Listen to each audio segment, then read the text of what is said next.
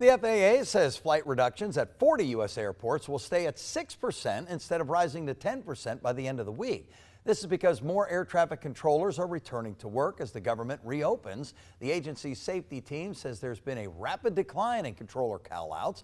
The 6% reduction will stay in place while the government assesses whether the air traffic system can safely return to normal. We are asking questions about what a return to normal looks like in United States airspace. As of this morning, nearly 1,000 flights within the U.S. had already been canceled for the day, and more than 1,300 were delayed. So air travel is not back to normal just yet, but things are expected to get better from here.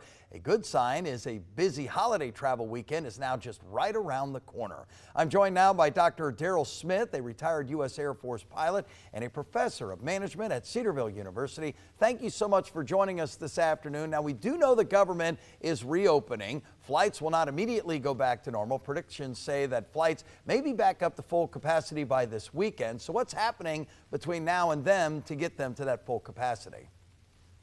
Yeah, think of when you change the temperature in your water coming in your faucet. It takes a little while for it to take effect.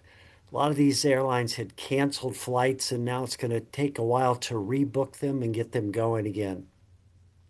Well, this was the longest shutdown on record. Was the rolling cancellation of flights unprecedented in the aviation world? And what precedent does this now set? Yeah, we've seen some of this in the past. 1981, the PATCO union for the controllers went on strike, and President Reagan fired all of them. So that was one historical marker. 2013, the FAA tried to meet the Budget Control Act, and they furloughed over 1,000 controllers, and we had over 7,000 flights canceled in 2013. And then in 2018, 2019, we had a 35-day government shutdown, which led to some of what we've seen in the past few days. But this is certainly one of the major markers in the U.S. flying history. Doctor, even before the shutdown, we were hearing about air traffic controller shortages. Did the shutdown make that worse? And what does normalcy even look like for these controllers? Yeah, I think what this did is help bring attention to a very important problem that we need to solve. Estimates vary. We need to hire between 2,000 to 3,500 controllers. And a lot of these problems go back maybe 15 years.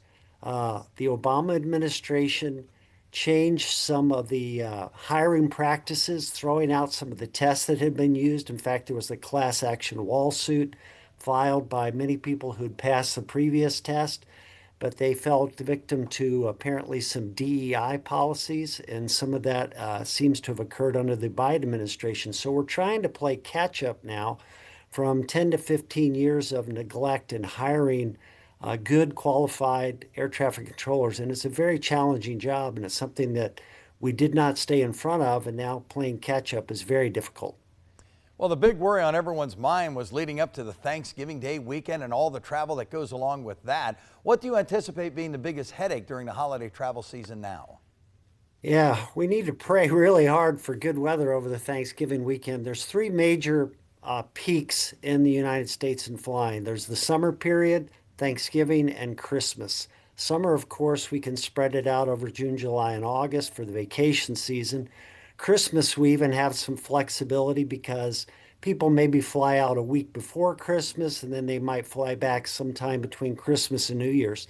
Thanksgiving is really a pinch point because most people want to fly out on Tuesday or Wednesday, and then they want to fly home on Friday, Saturday, or Sunday. So we're converging in a very tight spot there.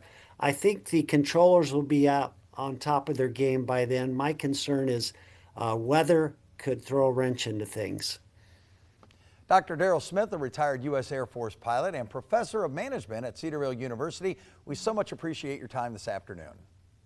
Thanks for having me. Have a good evening. You too.